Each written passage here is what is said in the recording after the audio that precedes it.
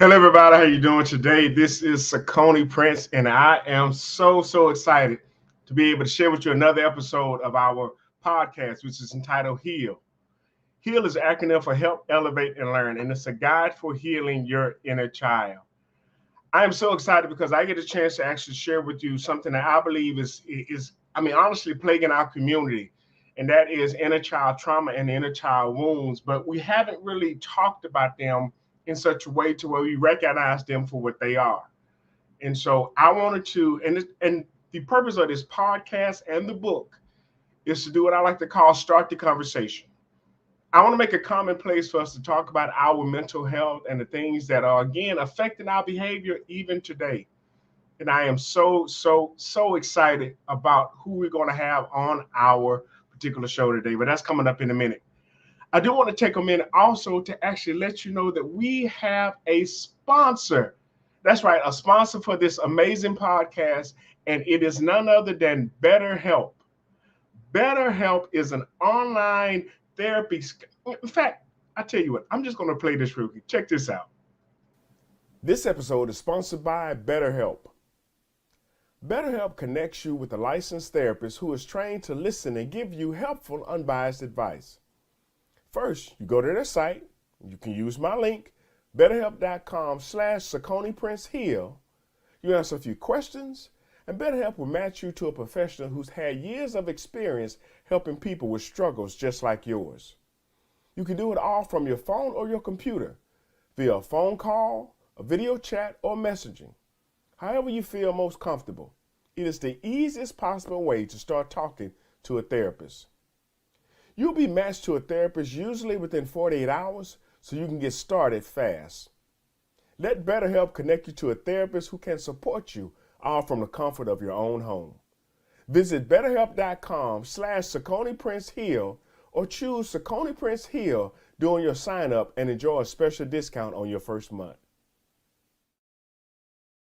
So you can see why I am so excited that we have this amazing company that's actually been a sponsor of this podcast. And I am so grateful and appreciative to them for trusting in me and in the work that I'm doing. And you know what? Speaking of therapy, I've actually gone to therapy myself. And I'm not ashamed to say that. And again, I want to make it commonplace for us to be able to actually talk about getting help. And I tell my kids this all the time. I said, there's nothing wrong with needing help.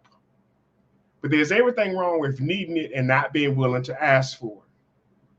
So if you realize you need some help, get some help. There's nothing wrong. To me, that's where the strength comes in. That's where you really understand that, okay, I know that what I'm doing is so important that I really need to get somebody to come alongside and help. If your goals aren't big enough, that means you need bigger goals. And having an amazing life is a big goal. And sometimes you need help with that. And so that's why I'm so excited to actually announce and share with the world that BetterHelp is a sponsor of this podcast. Now, our topic today is going to be, again, talking about, and really, I want to use these first couple of episodes to establish what the inner child is and how it affects us in our day-to-day lives. I was so blown away by what, in fact, was shared last week because I asked the question, how important is inner child healing? And Miss Edgington, she told us that it really depends upon how deep the wound is. And I had never even thought about it like that. That's one of the reasons why I want to have experts on to help really clarify and actually put a framework for what it is that we need to do when it comes to our mental health. And I've said this before, and I will keep saying this. If you ever get to the place where you realize, hey, I need some help, get some. Put the book down, turn the podcast off, and go get some help. Because all of us could use a helping hand every now and then. And so, with that being said, I want to actually get to our discussion today, and I'm going to bring on the screen none other than my good friend. Let me turn this frame off because I don't want it covering his face, Mr. Alex Simon. Hey, how's it Alex, are going? you there? I'm going Okay. good, man. How you doing? Doing good. Good. Take a minute, man, to introduce yourself and let people know who it is you are and what it is you do. So my name is Alex Simon. I'm with Warrior Spirit Foundation, and the goal behind that is to help each man restore their warrior war. You know, life hits, and People think of warrior, they just think of veterans. I think of every man as a warrior. And, we all have our own battle cries, and sometimes life just takes us down. But if we have a community of people around us, or at least one person in the battle with us, we're never alone. Well, that is so needed. And I love what you said about a community of people, because just having one person that you're always, for lack of a better term, dumping on or throwing up on, that can get tiring and Mhm. that can weigh them down.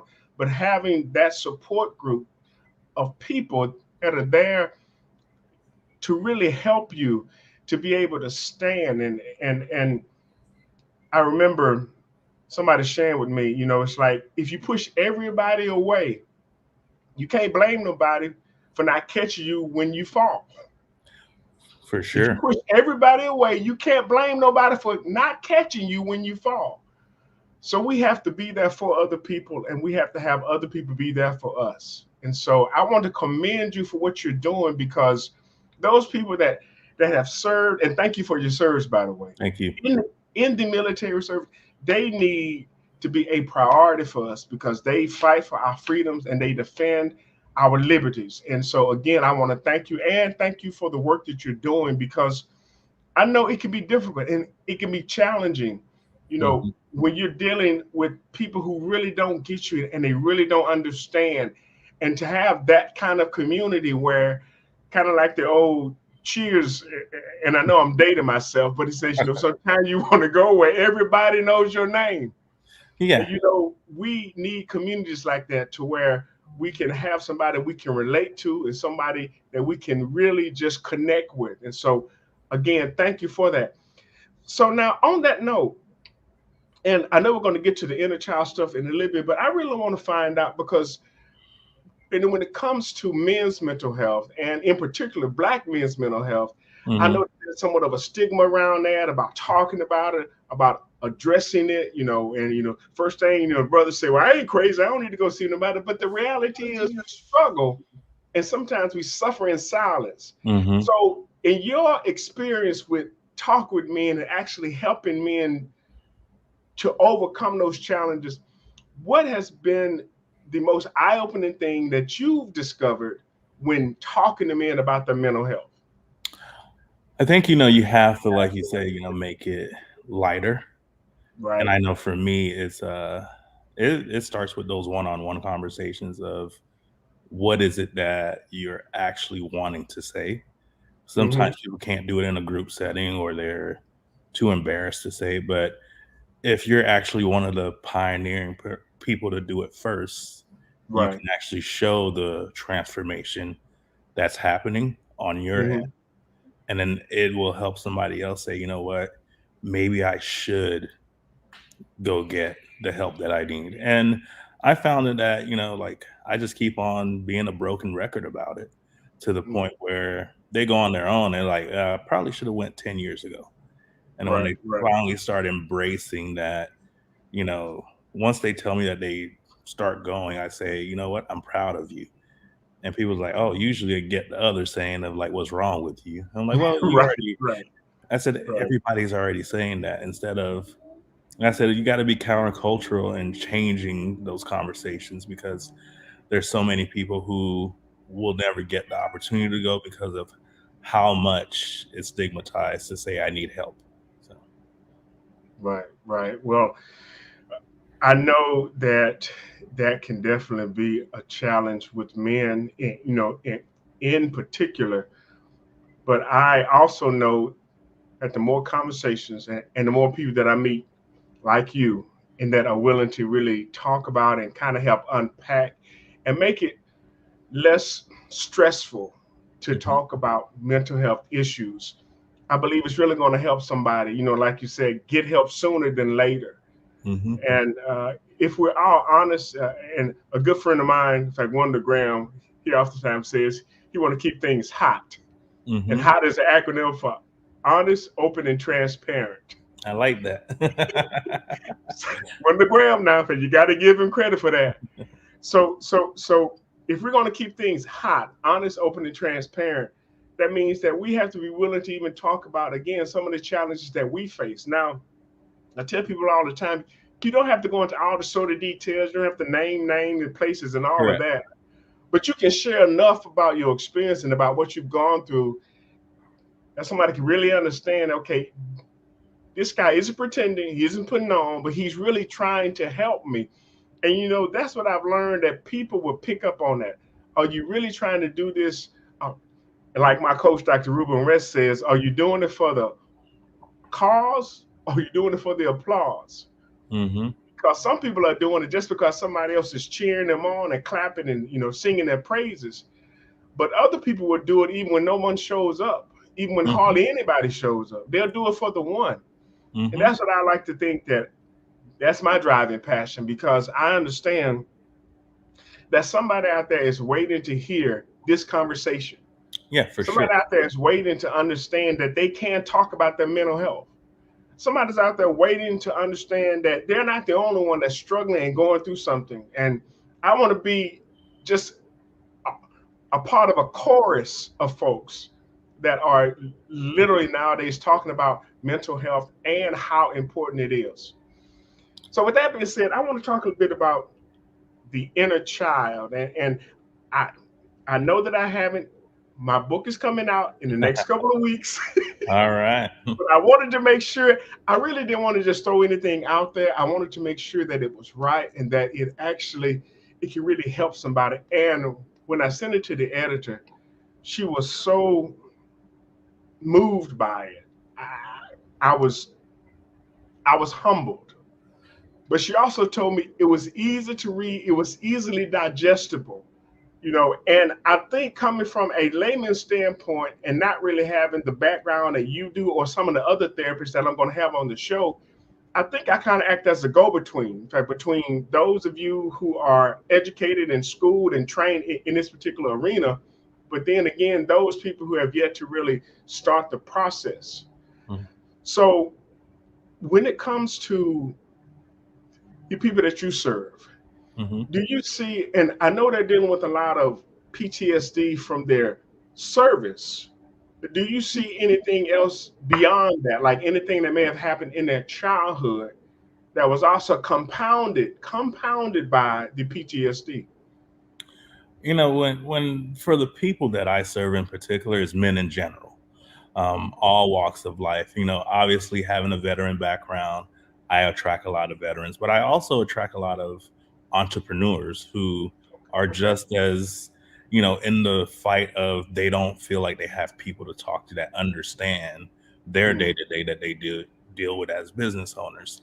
Um, you can find that a lot of people are dealing with that child standpoint because your brain just understands that something happened. There's no time frame.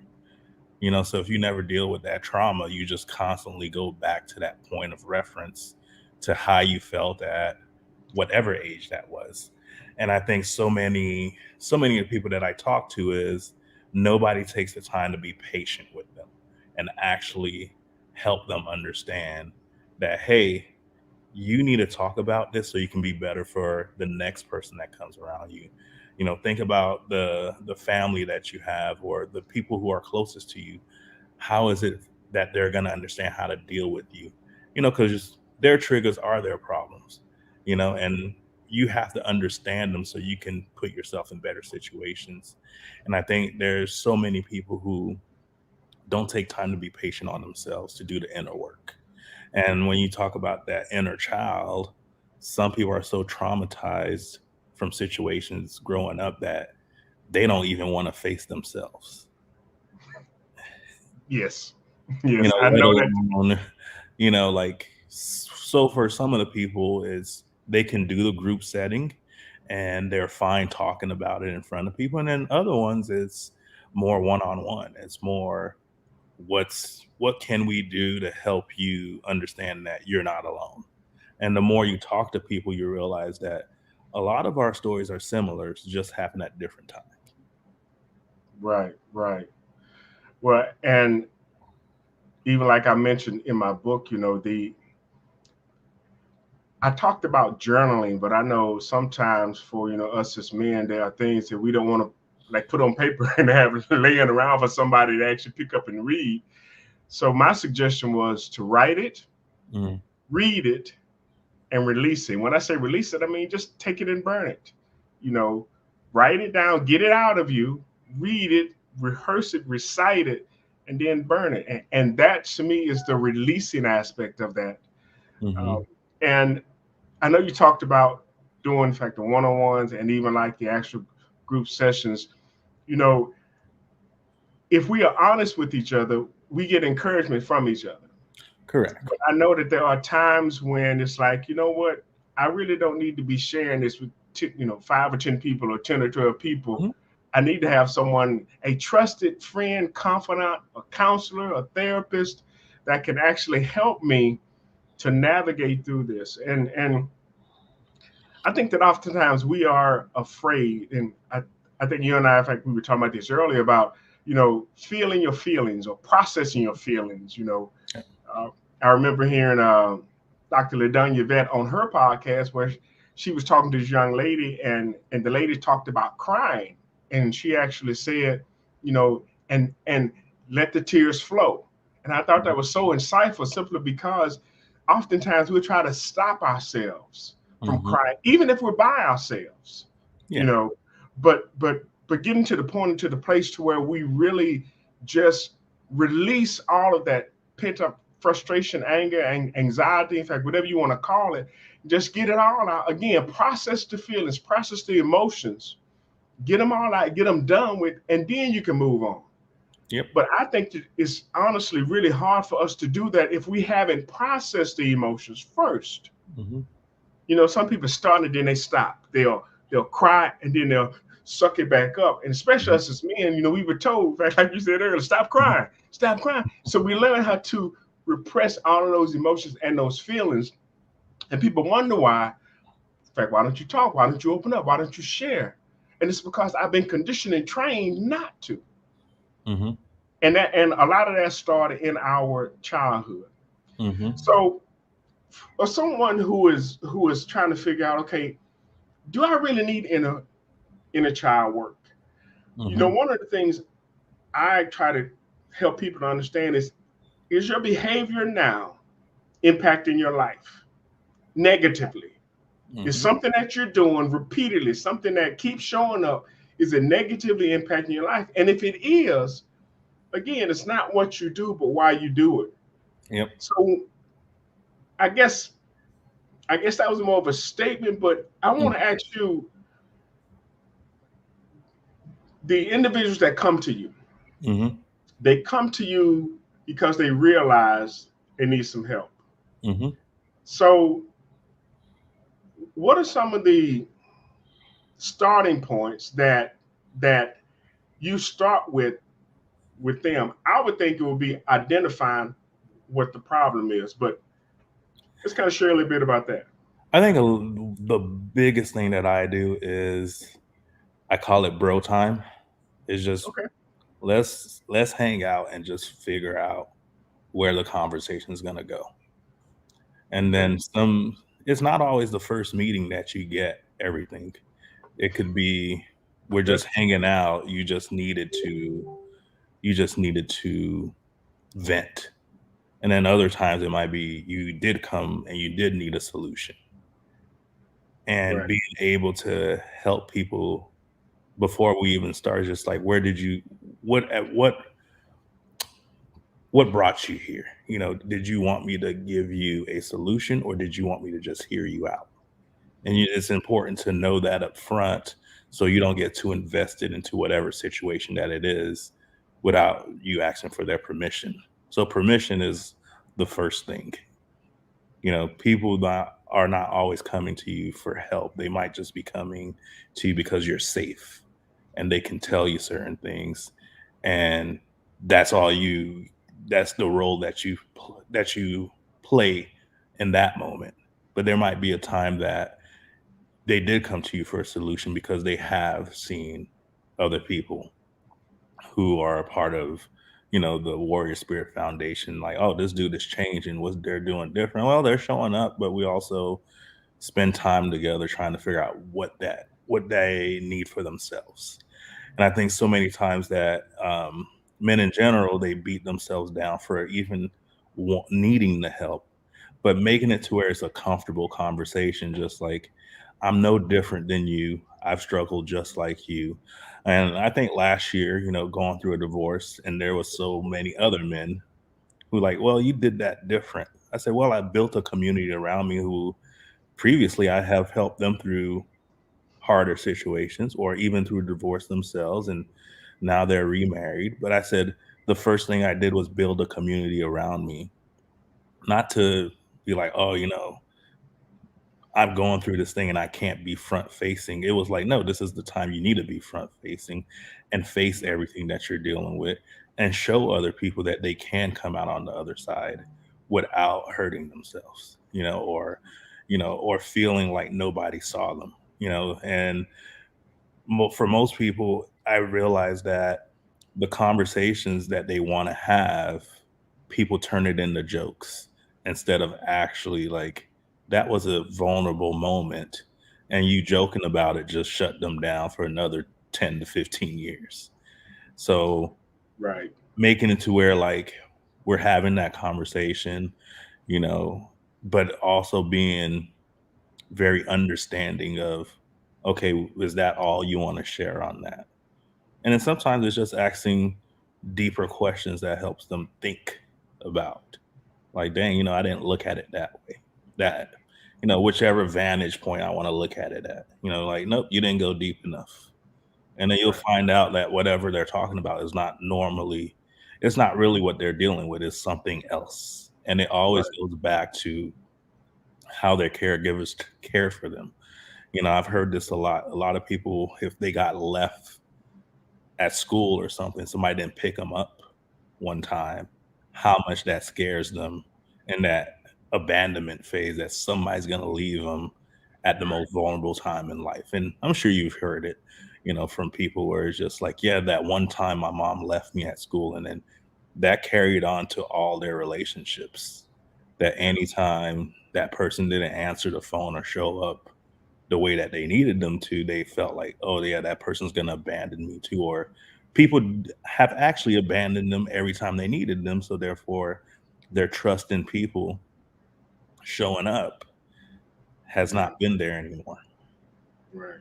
Right. Well, I can definitely speak to that, but I would speak from the standpoint of emotional abandonment. Hmm. Somebody can be in the same room with you and not be there. Correct. So it's not just the absence of the body, but if they're not present with you, if they don't make you a priority, or if they don't include you in their circle, I mean, that's a sense of abandonment. And Hmm. one of the ways that, and I'm just being vulnerable here, how I countered that was I started to value myself. Yeah. I started to actually see how needful and necessary I was. I used to joke about, in fact, when I was in high school, I couldn't buy a date. I mean, that was the time I was promising, dinner and a movie. In fact, McDonald's and a matinee, and nobody would show up. But but I'm grateful for that time now, because I literally became my own best friend. Hmm. I started to hang out with me, and I understood the type of person I was. Hmm. And so, like I've told people all the time, if you don't like me, that's your loss, because I know the type of person I am. I know what I have to offer. And, I'm not being held hostage by somebody else's opinion. And Must so, have been at my lunch today. You do it. must have been at my lunch conversation today. No, I wasn't but it's confirmation that, that there has to be a level of self-acceptance Hmm. that really can help you to fight everything else. Because if you don't think that you deserve better, you will succumb to anything that comes your way. It's like a city without walls. But if I need to protect me because I know what I have. Anything valuable you protect. Hmm. Your peace, your understanding, your worth. And so you don't submit yourself to somebody else's definition or treatment of you, because it's like, wait, no, no, no, no, I don't deserve that. I Hmm. deserve better. And but if you don't think you do, yeah, treat me in the kind of way you want to, say anything you want me, show up when you want to, call when you want, do what you want to do to me, because I don't think I deserve better. But the reality is, if we take the time to appreciate, and I'm a person of faith, Hmm. like the person that God made us to be, then That's we right. won't settle for any type of, treatment. And so with that being said, I want people to actually come to that place themselves, to where they are not held hostage by somebody else's opinion of them, because they know who they are. It's like I tell people all the time. Once you know who you are, nothing can stop you. But until you know who you are, anything can. No, it's And so so, important. go ahead. You say that it's so many people. I always tell people, I said, like, background having, being a personal trainer sometimes is like until you realize and you accept that for yourself, who you are, you're not gonna get to where you need to be fitness wise. And helping people understand that, when you get a true understanding of who you are, that's when you truly begin to change. And that is the hardest thing sometimes for some people is for them to love themselves and accept Mm, themselves. And I try to be a lead by example by how I dress, how I talk, how I take care of myself. right. People begin to resonate with just like, man, I want that level of confidence. I said, you can have it. You just got to own it. I said, Exactly. it's up to you to own that. I said, but if you tell yourself that you can't wear that, then you can't. I said, I wear what I want and what I feel good in, but it's also to show other people out there you can do it.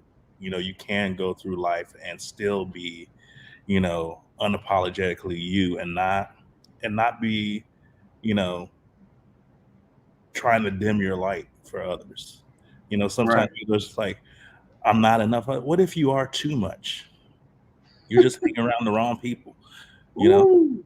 Ooh. You know what I Mm, mean? Like you hanging around the wrong circle, you too elevated for them. See how you can flip a negative into a positive right. if that person's open minded, is like, maybe I do need to change my circle. I've outgrown them. I've Right. outgrown these relationships. They're not trying to take me to a place higher because they knew a different version of me that I'm Yeah. no longer there. We've all been there. Yeah. And you're like, well, I remember, I know you, and you're just like, that was like 10 years ago. I can't possibly be the same person.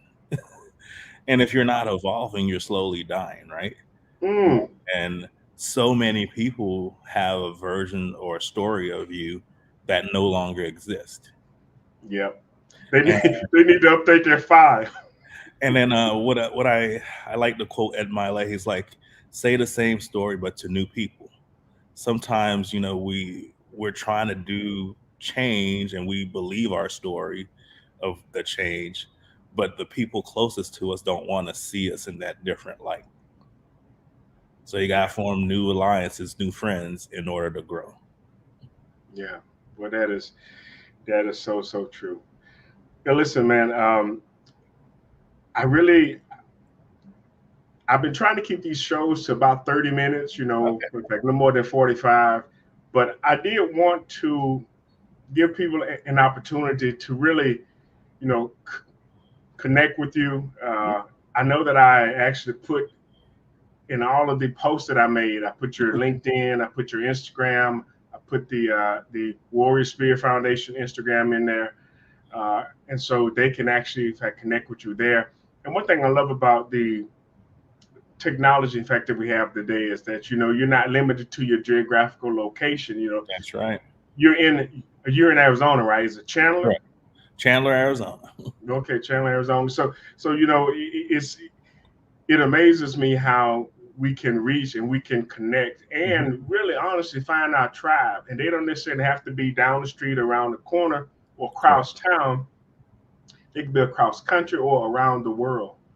And Hmm. so I try to encourage people to, find people who pour into you, who actually energize you. Find people that are going somewhere and Hmm. they want to take you with them, and someone that encourages and motivates you. And so I want to keep in my circle people like you who know more than I do and who are smarter than me and who can actually help me and actually lead me in the direction which I need to go in order for me to be a better version of myself. Because to me, that's the thing that all of us need to strive for. I just need to be better than who I was yesterday. I'm Hmm. not your competition. You're not mine. My only competition is who I used to be. And so I Correct. want to grow and be the best possible version of myself. And with that being said, I just want to, man, just take this time to just thank you for coming on and sharing a little bit about what you do. And I know it's way too much, to try to fit into a brief show like this, a podcast, but I just want people to understand that there are men out there that are Correct. dealing with mental health. There are African American men that are dealing with mental health. And it's not something, in fact, to be shunned or to be ashamed, but it's something to actually champion because, again, all of us need some help. All of us need somebody, like I oftentimes say, that we can throw up on, that we can get stuff out and we can actually get the guidance and help that we need. So, Alex, I want to thank you again for being on the show. In fact, like I said, I've actually shared all of your social I media appreciate handles on the it. post. I'm sorry. I said I appreciate it. You are more than welcome, and I am definitely, in fact, looking forward to connecting with you again. And I mean, this has become, in fact, my new battle cry. Just helping people. It's like I've said before. My slogan was, "I'm Sakoni Prince of SakoniPrince.com, where we make motivation personal by introducing you to yourself." But I've learned in the last couple of years that there was an aspect of people's personality that was being missed, and it Hmm. was their childhood. It was their inner child, but it keeps showing up in different ways. And Hmm. so, not only am I still doing the personal development because I'm doing that, I'm also doing the leadership development because I know that's important too. But inner child healing, to me, is the core of both of those. Hmm. Because if you have those kind of insecurities that came from when you were a little child and they're still affecting you today, they show up in your personal relationships, your business relationships. Hmm. And so, not being able or willing to actually get the help that you need in those areas can be a hindrance in so many different ways. So, Hmm. Alex, again, I want to thank you for joining us and being a part of the conversation. And I am so appreciative to you for your time, your expertise, and the work that you do to help making mental health commonplace. Because again, I think we need that so much. So, Appreciate you. Thank you.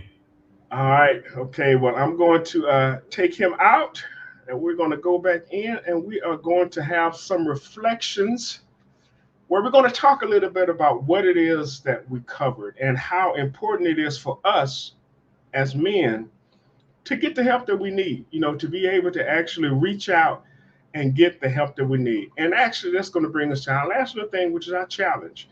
I want to challenge you this week, coming up, to find somebody you can talk to, especially if you're a man. Find somebody that you can confide in. But don't just go to anybody. And I would encourage you to pray and ask God to send you somebody that can really handle what it is you want to share. And I will add this caveat: don't dump everything on them. Just get them a trash bag full, okay? Don't take the whole garbage truck and unload on them. Just get them just a little bit and, see how that goes and see how it allows you to get to a better place and a better space when it comes to how you're dealing with the stuff you're struggling with. It may just be one thing. It may be something on a job, something with relationships, something with your health. I don't know what it is you're facing, but find somebody, a trusted source, a trusted friend that you can actually share with. And with that being said, I do want to close out, and I cannot be as thankful as I am for our sponsor, which is BetterHelp. So let me play this one more time. This episode is sponsored by BetterHelp. BetterHelp connects you with a licensed therapist who is trained to listen and give you helpful, unbiased advice. First, you go to their site. You can use my link, betterhelp.com/SakoniPrinceHeal. You answer a few questions, and BetterHelp will match you to a professional who's had years of experience helping people with struggles just like yours. You can do it all from your phone or your computer, via a phone call, a video chat, or messaging. However you feel most comfortable. It is the easiest possible way to start talking to a therapist. You'll be matched to a therapist usually within 48 hours, so you can get started fast. Let BetterHelp connect you to a therapist who can support you, all from the comfort of your own home. Visit betterhelp.com/Saucony Prince Heal or choose Saucony Prince Heal during your sign up and enjoy a special discount on your first month. And I do want to share this one last thing, and then we're going to call it a wrap. This is just a little segment of what we shared last week. And if you want to see that full podcast, you can go to my website, sauconyprince.com/heal, and you can actually scroll down and you'll be able to actually see that particular podcast in its entirety. But check this out.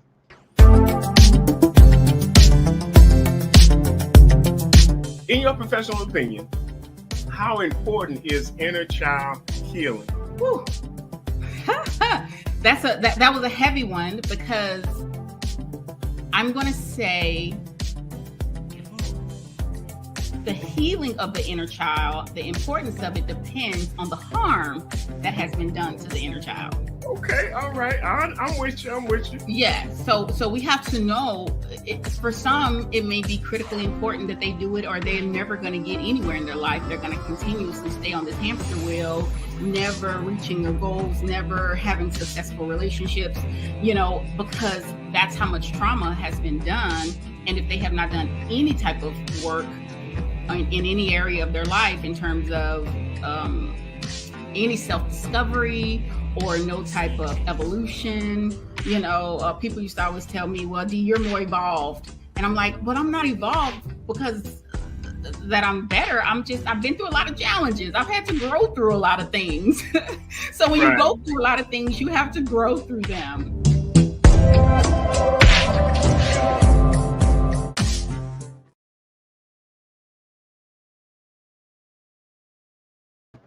All right, and with that being said, we're going to wrap up our show for today. We want to thank you for tuning in. Again, I want to thank Alex Simon for just gracing us with this knowledge, with his presence, and with this insight on why mental health, especially for men, is so important. So listen, you can, again, check this. This podcast is going to be available later on my page, which is sauconyprince.com/heal. You can see all the previous podcasts there as well. You can even listen to them on Spotify or iHeart Radio. And if you want to check it out on YouTube, you can do that as well. And listen, this is Saucony Prince of sauconyprince.com, where we make motivation personal by introducing you to yourself. And this is the Heal, Help Elevate and Learn podcast, a guide for healing your inner child. We'll talk to you later.